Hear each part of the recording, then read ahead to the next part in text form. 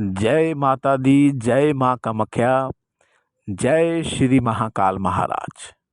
देव Radha trust, Satyavani channel, परम पूज्य CA doctor Ashok Kumar Gupta गुरु जी।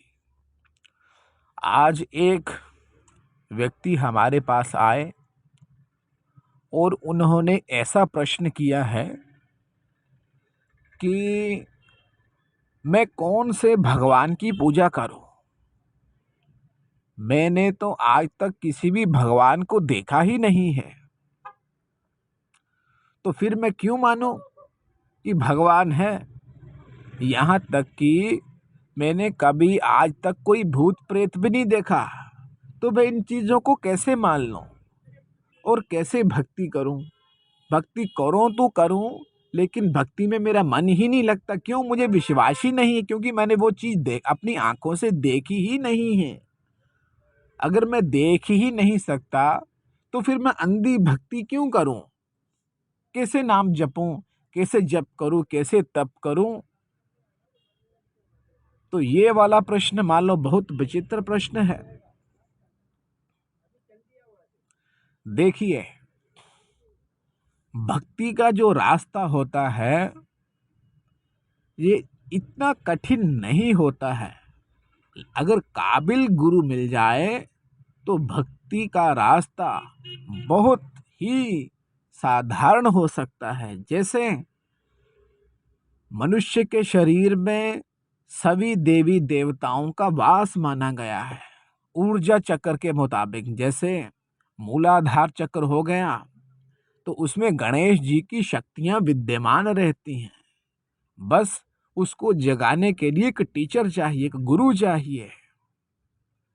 तो मान लो वो जब तब जाग जाता है तो उस देवी देवता से कनेक्शन जुड़ जाता है। मान लो कि पहले से ही शरीर में सभी देवी देवताओं की शक्तियां विराजमान रहती हैं। उसको जगाने के लिए एक विशेष क्रिया होती है, और वो जो क्रिया होती है वह गुरु बताता है। बिना गुरु के कोई भी क्रिया संभव नहीं हो सकती। जैसे मान लो एक बच्चा है, स्कूल में पढ़ाई करता है, पढ़ाई तो पहले से ही उसके शरीर में है, लेकिन जो टीचर होता है पढ़ाने वाला, वो उस चीज को जगाता है, पढ़ाई को जगाता है।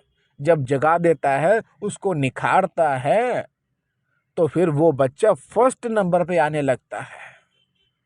उसी तरह ये जो आध्यात्मिक का सफर है, ये बहुत गहरा सफर है। इसमें काबिल गुरु के बिना गोता नहीं लगाया जा सकता। अगर आप बिना गुरु के गोता लगा भी देंगे तो कुछ नहीं हाथ में लगेगा, बस हाथ मैले होंगे या हाथ खाली ही रहेंगे।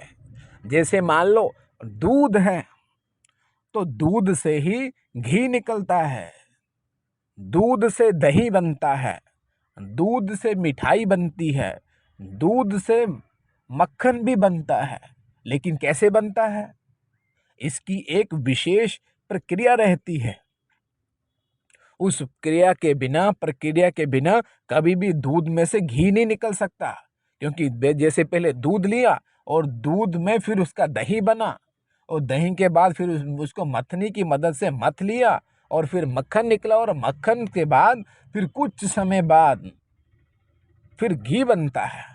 तो ऐसे ही आध्यात्मिक जगत के जो लोग हैं उनको भी लगातार साधना, आराधना, तप, त्याग, तपस्या करना पड़ती है, जिसके फल स्वरूप फिर में आत्म दर्शन होता है। तो कभी कभी तो कुछ शास्त्र में ऐसा भी बोला गया है कि अहम ब्रह्म अस्मि, कि मैं हुई ब्रह्म हूं। तो इस ब्रह्म को जगाने के लिए बिना गुरु की सहायता से ये कोई भी कार्य नहीं हो सकता। लकड़ी में भी अगर आपको आग जलानी है तो लकड़ी में आग सामने नहीं दिखती।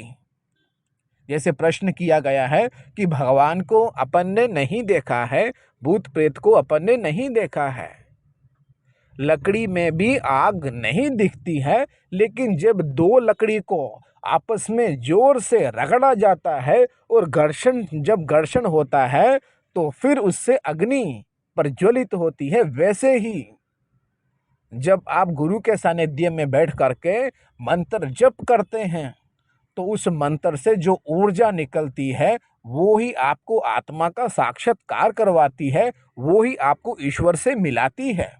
इसलिए इस विशेष प्रक्रिया को जो भी साधक व्यक्ति समझना चाहता है वो देव राधा ट्रस्ट से संपर्क करके अपने प्रश्नों का सही सही उत्तर जान सकता है और अपनी साधना और आराधना में इस मार्ग में आगे बढ़ सकता है। जैसे जैसे मनुष्य मंत्र का जप करता जाता है वैसे वैसे शरीर में घर्षण पैदा होता है, ऊर्जा चक्र पैदा होते हैं, आभा मंडल पैदा होता है, तो ही साक्षात्कार हो सकता है।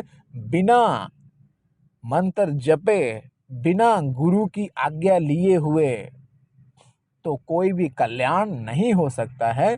इसलिए थर्ड आइस जो मान लो तीसरा नेत्र है वह भी गुरु की कृपा से ही खुलता है। इसलिए जो भी साधक ये चीजें करना चाहता है तो देव राधा ट्रस्ट से संपर्क करके अपनी समस्या समाधान, साधना, आराधना के बारे में जानकारी ले सकता है। उज्जैन में भी हमारा एक आश्रम है, वहां पर भी गुरुजी अवेलेबल रहते हैं।